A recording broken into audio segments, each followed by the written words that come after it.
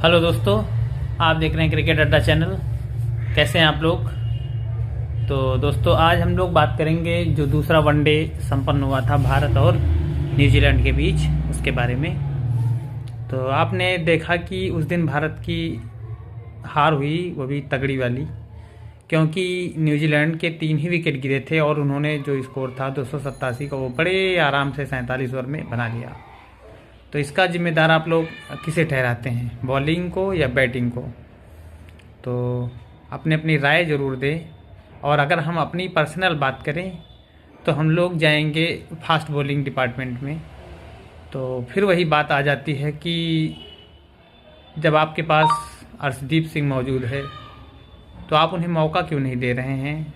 जब प्रसिद्ध कृष्णा विकेट नहीं निकाल पा रहे हैं, मोहम्मद सिराज विकेट नहीं निकाल पा रहे हैं, तो आप मोहम्मद सिराज तो लगभग चलो ठीक ही हैं, लेकिन प्रसिद्ध कृष्णा पे सवाल उठ रहा है कि उनकी गेंदबाजी में वो कोई धार नहीं।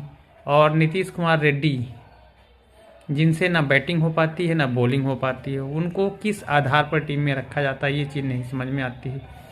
जब आप डाउट में ही हैं तो आप दूसरा कोई ऑलराउंडर चुन लीजिए, या फिर अगर नहीं चुन पाए तो या तो कोई एक अच्छा बल्लेबाज ही रख लेते, जिससे कि जब लास्ट टाइम जब भारत की बैटिंग फंस गई थी एक समय, तो वहाँ से, क्योंकि जब जडेजा बैटिंग कर रहे थे और राहुल बैटिंग कर रहे थे, तो उसके बाद आप लोगों ने देखा कि काफ़ी लंबे अंतराल तक चौका नहीं आया था टीम का।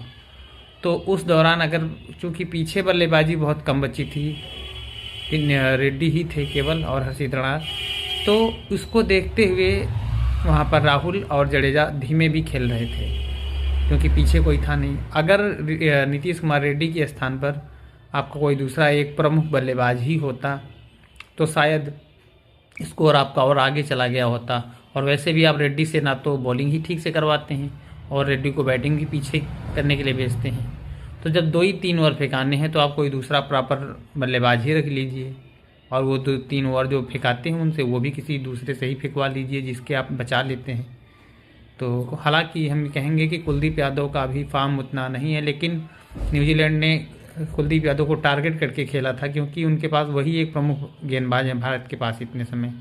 अगर देखा जाए, आप ना बुमराह के साथ गए, और सबसे बड़ी बात, मोहम्मद शमी इन फॉर्म होते हुए भी उनको मौका नहीं दिया गया पूरी सीरीज में।